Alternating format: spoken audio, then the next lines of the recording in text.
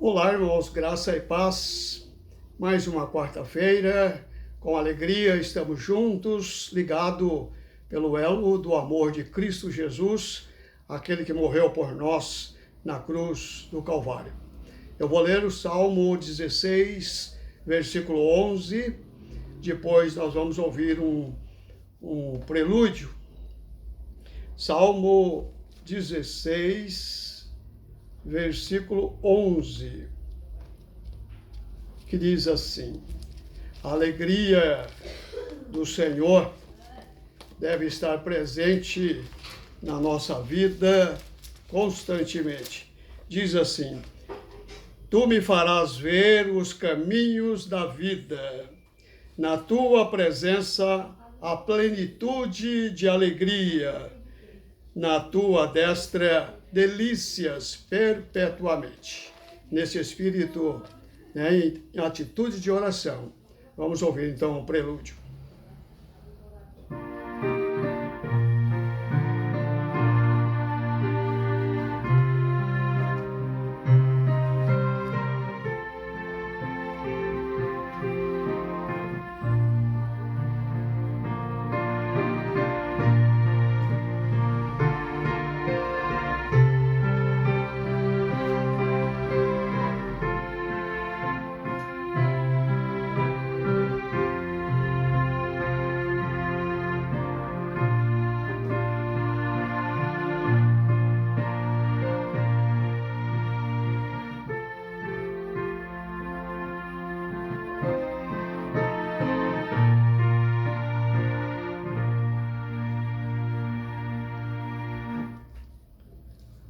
Como viver dentro da vontade de Deus?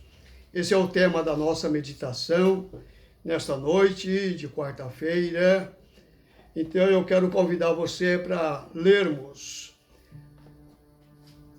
o texto da carta de Paulo aos Romanos, capítulo 12, versículo 1 e versículo 2, que diz assim: rogo-vos, pois, irmãos, pelas misericórdias de Deus, que apresenteis o vosso corpo por sacrifício vivo, santo e agradável a Deus, que é o vosso culto racional.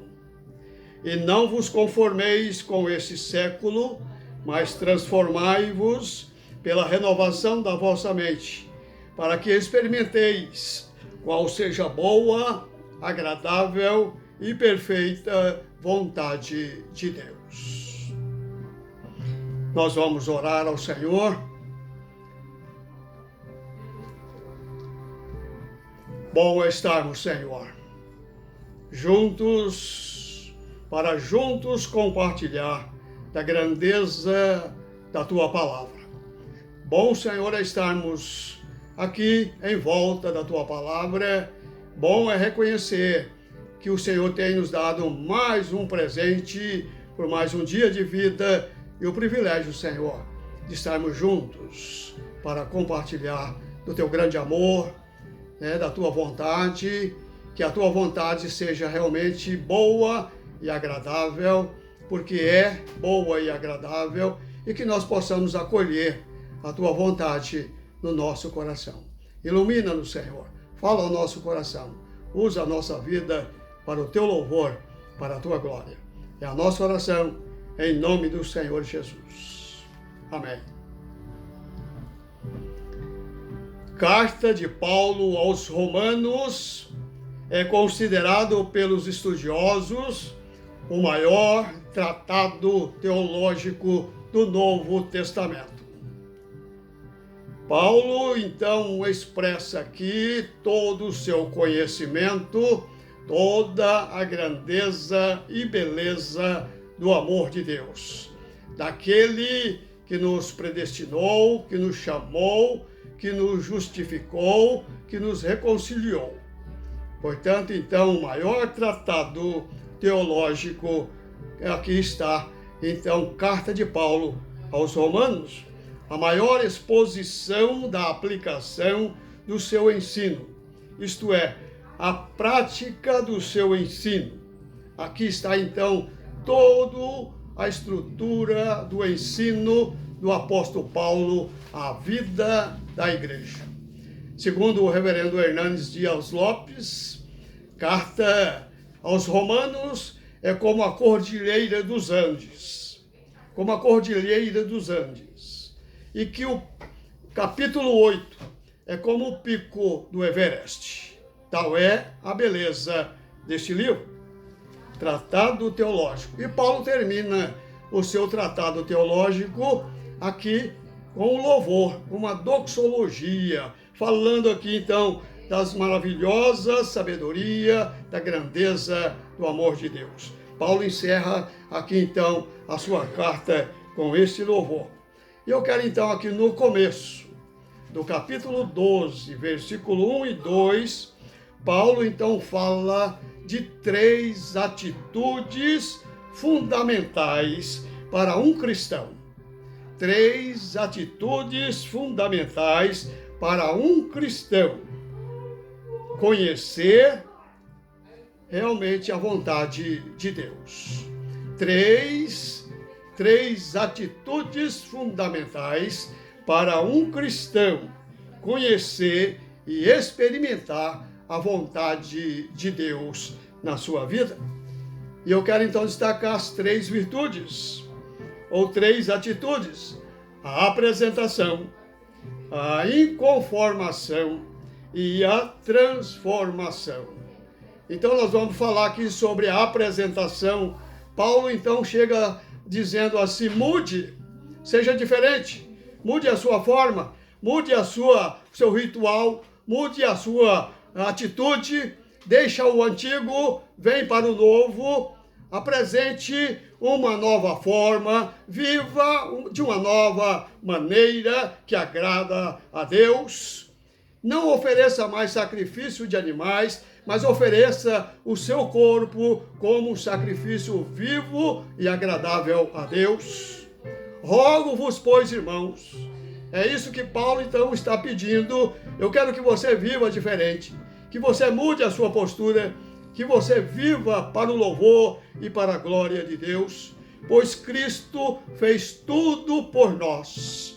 Ele então deu a sua vida, morreu na cruz por nós, deu a sua vida por nós, deu-nos a salvação para nós, ele fez tudo por nós, portanto ele merece a nossa vida, o nosso corpo como sacrifício vivo na presença de Deus. O nosso corpo foi criado por Deus. O nosso corpo foi comprado por Jesus. O nosso corpo foi redimido por Deus. O nosso corpo é santuário do Espírito Santo. O nosso corpo é templo do Espírito Santo. O nosso corpo deve ser oferecido a Deus. O nosso corpo deve glorificar a Deus. O nosso corpo deve ser sacrifício colocado no altar de Deus. O nosso corpo deve ser guiado pelo Espírito Santo. O nosso corpo deve viver na força do Espírito Santo. E para isso, tudo isso, para a glória de Deus. É isso que Paulo está dizendo. Mude, seja diferente, ofereça a si mesmo. Porque por mais que ofereçamos a Ele, ainda vamos dever esse sacrifício ao Senhor. Não somos um sacrifício morto. Nós somos um sacrifício vivo. Não somos um sacrifício contaminado. Nós somos um sacrifício puro. Não somos um sacrifício imperfeito, mas somos um sacrifício que deve agradar a Deus. Aqui está a apresentação. Paulo então nos chama: rogo-vos, pois, irmãos, para que vocês vivam de maneira diferente. É como aquela ilustração ou como aquela propaganda que acontecia um tempo atrás na televisão, que alguém chegou oferecendo a um grupo de adolescentes jovens, e alguém chegou ali oferecendo aí um baseado, uma droga, e cada um ia pegando, Ele ia dando, entregando, até chegou a uma menina, ela falou, não, eu não quero. Eu sou Maria, mas eu não vou com as outras. Seja diferente. Viva de maneira diferente. A segunda lição que eu quero deixar, que o apóstolo Paulo deixa para nós, é a inconformação. E não vos conformeis com este século. A palavra século significa o estilo de vida do mundo. A palavra século significa a filosofia praticada pelo mundo. Isso é, então, a filosofia por detrás de todas as atitudes, está, então, a palavra mundo. É tudo o que acontece. É a filosofia, não vos conformeis com esse mundo, com esta filosofia, com os ensinos do mundo. Devemos ser diferentes, inconformados. O mundo tem uma forma. Não vos conformeis com a forma do mundo. O mundo tem uma forma e a forma do mundo é larga, é espaçosa, é grande, cabe tudo. Cabe dentro dessa forma toda a sorte de pensamento, toda a filosofia, pois o mundo não tem valores absolutos. O mundo não tem uma ética absoluta. O mundo não tem uma moral absoluta. Portanto, dessa forma do mundo cabe tudo. Tudo no mundo é relativo. Tudo no mundo é permitido. Tudo no mundo é aceitável. Cada um vive de acordo com os seus desejos, de acordo com as suas leis, de acordo com a sua vontade. E Deus nos criou não como um ser autônomo, mas como um ser teônomo, porque o autônomo faz o que quer, segue as suas leis, mas Deus nos criou como um ser teônomo, que significa seguir as leis de Deus. Sejamos inconformados com a forma do mundo, para que possamos praticar a forma pela qual Deus nos criou.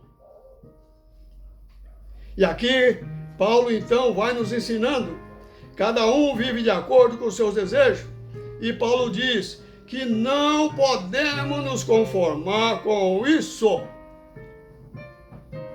Não podemos colocar o nosso pé, o nosso pensamento, a nossa vida nessa forma. O cristão precisa ser diferente. Ele não pode se amoldar. Ele não pode ser influenciado. Ele não pode ser dominado pela filosofia do mundo. Bem que nós estamos aí sendo influenciados. Nós estamos aí sendo governados pelo mundo. Mas não foi o mundo que me criou. Não foi o Estado que me criou. Foi Deus que me criou e merece o meu louvor, a minha gratidão, a minha adoração. Ele não pode ser influenciado. Não podemos ser influenciados. Precisamos ser diferentes.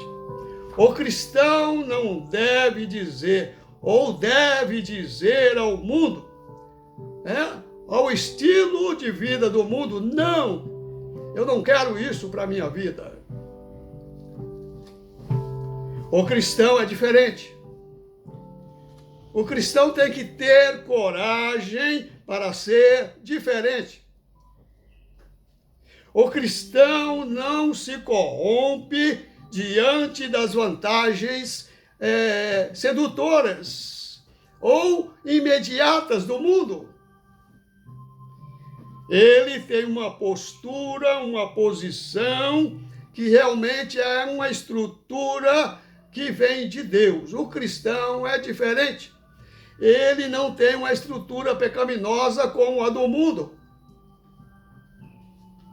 Ele não opõe aos esquemas.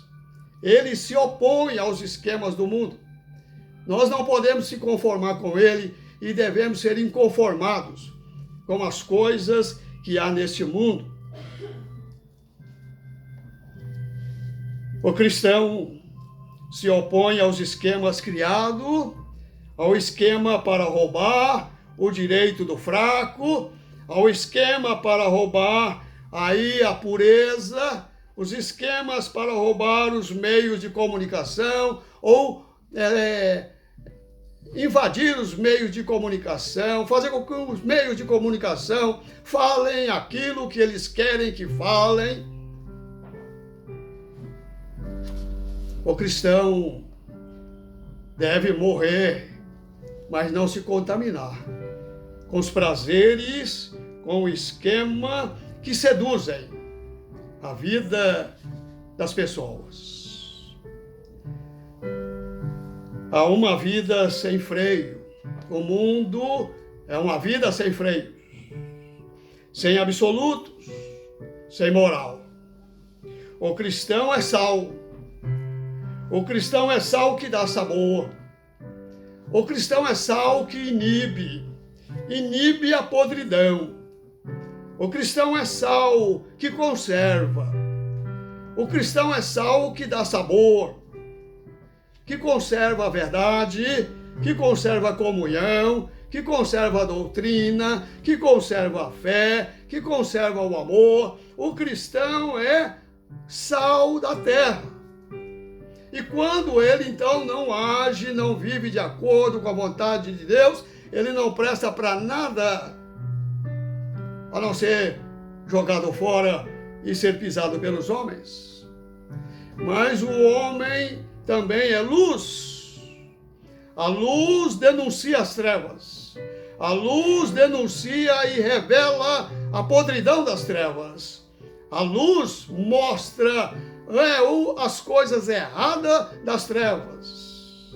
O cristão é luz. E o cristão deve ser um inconformado com a forma deste mundo. E a última lição que eu quero destacar, que o apóstolo Paulo nos deixou, é a transformação. Mas transformai-vos pela renovação da vossa mente. O cristão tem uma mente nova. Não basta apresentar o nosso corpo em sacrifício vivo ao Senhor. Não basta ser inconformado com as coisas deste mundo. É preciso ser um agente de transformação. O cristão tem que ser uma pessoa pronta para transformar as coisas erradas deste mundo. Mas somente uma pessoa transformada pode transformar. Você já foi transformado pelo grande amor de Cristo Jesus. Você já recebeu essa transformação. O cristão tem uma mente nova. A mente de Cristo. A mente de Cristo é uma mente nova. Uma mente revolucionária. Uma mente viva. Uma mente abençoada. Uma mente sábia. O crente tem essa mente de Cristo. E a mente de Cristo, a sua vida é regida por ela. O único ético, Cristo. O único ético neste mundo que andou, viveu, o maior elevado da moral foi Cristo. Portanto, ele é o único ético que caminhou nesse mundo. E ele é o exemplo da igreja, da minha vida, da sua vida. O cristão é regido pela infalível palavra de Deus. O cristão está fundamentado na verdade eterna de Deus. O cristão tem um modelo que não muda, que é Cristo Jesus. O nosso modelo é único e ele não muda. E o cristão deve seguir esse modelo. O modelo que não muda. O modelo que não é influenciado pelas paixões carnais, mas o modelo espiritual. Jesus Cristo é um depósito da verdade transformadora de Deus para a nossa vida. O cristão que apresenta o seu corpo no altar de Deus. O cristão que não se conforma com o mundo. O cristão que é agente de transformação no mundo. Experimentará a boa, a vontade agradável, perfeita de Deus. Portanto, irmãos, o cristão verdadeiro, ele experimentará a boa, a perfeita e agradável vontade de Deus. Que Deus nos ajude, que Deus nos abençoe e que nós possamos viver para o louvor e glória do nosso Deus. Ele merece. Ele fez tudo por nós. Nós vamos orar mais uma vez. Eu sei que são muitos pedidos. Eu sei que há muitas lágrimas. Eu sei que há muitas decepções. Há muita gente reclamando de Deus.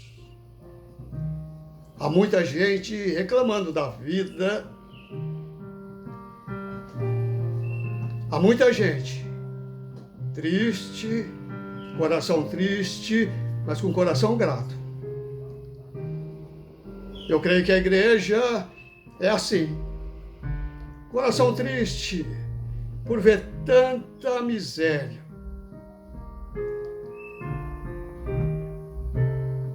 No mundo em que nós vivemos. E nós vamos orar. Não é normal, irmãos. Não é normal você ver uma criança catando coisa no lixo para comer. Não é normal uma pessoa precisar de um socorro médico e não ter. Isso é corrupção. Isso é falta de respeito. E não é normal porque se nós conformarmos com isso, nós estamos perdendo a esperança. Graças te damos, Senhor, por mais este privilégio que nós temos. A nossa gratidão, Senhor, pela tua palavra. Ela sempre fala ao meu coração. Ela sempre é viva e eficaz. Ela sempre transformou e com certeza sempre transforma. Porque ela é viva. Ela é palavra tua, Senhor. E ela é ungida e iluminada pelo teu Espírito Santo. Que a tua palavra venha encher a nossa vida. Venha transformar o nosso coração e o coração das vidas que ouvirão esta palavra. Somos imperfeitos, Senhor. Erramos muito. Mas que o teu Espírito Santo possa transformar, abençoar, corrigir os nossos erros. Dá a tua bênção, Senhor. Guarda-nos, guarda a nossa vida, a nossa família, a minha família, Senhor. A minha esposa, a minha filha Giane, a minha filha Elisa, o meu filho Felipe, o meu genro Wesley, a minha nora Letícia, o meu neto Leonardo, o meu neto Arthur e a minha netinha Fernanda. Guarda a minha família e com certeza muitos outros que são agregados à minha família. Abençoa, Senhor, a todos. E de igual modo, Senhor, as famílias, os irmãos que estão me ouvindo, que me ouvirão. Que todos possam ter também o teu cuidado, Senhor. Estende a tua boa mão, mãos que abençoam, mãos prontas para curar, mãos prontas para abençoar, mãos que curam, mãos santas. Guarda, Senhor, pois a família espalhada da tua igreja e também as famílias espalhadas pelo nosso país e pelo mundo afora. Nós oramos, Senhor, com nosso coração grato, em nome do Senhor Jesus. E que a paz de Cristo, a paz benfazeja, a paz que excede toda a nossa compreensão humana, que a tua paz, Senhor, venha encher a nossa vida, nosso coração, a nossa mente e assim a mente de todas as famílias. Nós oramos com coração grato, em nome do Senhor Jesus. Amém.